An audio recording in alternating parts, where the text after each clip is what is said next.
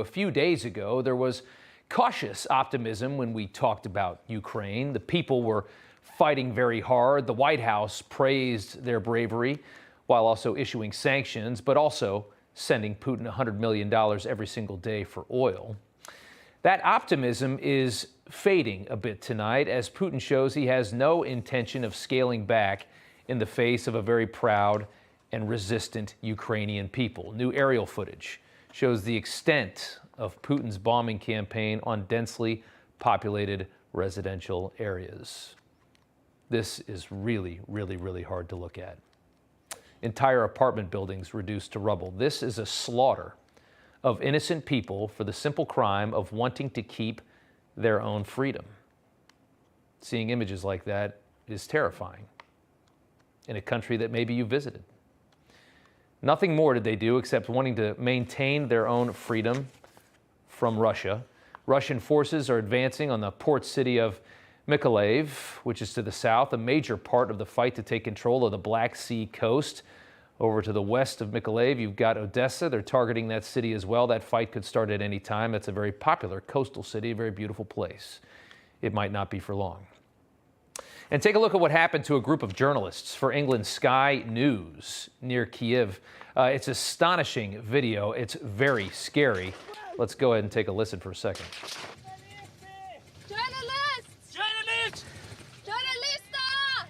You can hear one of the producers there screaming, she's a journalist. This is happening near Bucha, which is, as they were trying to make their way to Bucha, which is near Kiev, near the capital city. This team of 3 took gunfire from what were said to be Russian saboteur reconnaissance squads. So the Russians firing on the press. They took bullets to body armor. A photographer shot twice in the body armor. They do escape, as you see here, and were eventually that night rescued by Ukrainian police in the dark of night. And that team was taken back to the United Kingdom, that Sky News team. So Putin is now attacking journalists in Ukraine, and at the same time, he's going after the media inside his own country as well. He has banned social media companies like Facebook and Twitter, along with a number of independent Russian media outlets as well, and has signed a law against so-called fake news. Basically, the real reporting of the war is now outlawed in Russia, and they're not even allowed to call it a war. It's supposed to be called an operation. Putin can't have the people knowing what's really going on because it is inherently evil. And it's also, more importantly to him, destroying his own country in the process. He needs Russians to believe that he is defending them from some kind of an attack. He needs that narrative. And the censorship that he is putting on his own people in some ways does seem to be working. BBC with an incredible story today of a young woman living in Kharkiv, which is to the north, a city that's been obliterated by the Russians. This young woman living in Kharkiv calling her mother to tell her she's under attack, and her mom doesn't believe her.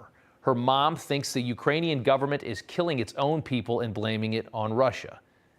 So she believes Putin and the state-run media in Russia over her own daughter, and that's how bad the propaganda can be. That's why it is so important to have a media that is not suppressed in any ways. Notes for the people that run this country. You cannot suppress media. The stakes are only rising. We saw this play out live yesterday on television. Russian forces attacking Europe's largest nuclear plant in Ukraine. How scary that is. We're going to get more into that later in the show. There's a number of nuclear facilities in Ukraine, several in fact. The Defense Department has set up a direct hotline with the Russian Ministry of Defense. Their attempt to reduce the risk of any, quote, miscalculation. Take a look. We know it works because we did establish it and set it up with the Russians. And when we tested it, they did pick up the other end and acknowledged that they got the call. So in case anything goes really bad, really fast, they can call and say, here's the situation. It's scary times when you've got this many nuclear weapons between several countries involved in this thing at this point. In Brussels earlier today, Secretary of State Antony Blinken said the U.S. is ready for the worst-case scenario. Every ally, in one way or another, is coming to Ukraine's assistance. Every ally, in one way or another, is helping to strengthen NATO itself. And as the Secretary General said, ours is a defensive alliance. We seek no conflict. But if conflict comes to us, we're ready for it. and we will defend every inch of NATO territory.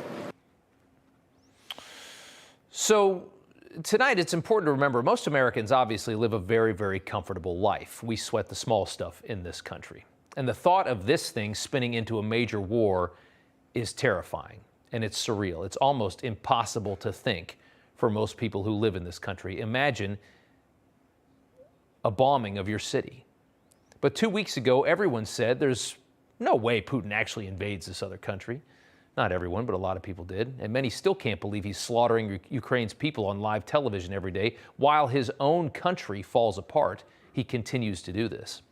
The last 2 weeks has been quite humbling for the Western world. We live very, very well. The last time we were truly humbled was probably 9/11, when everyone had to wake up and realize there's a whole world out there beyond our petty political arguments on Facebook.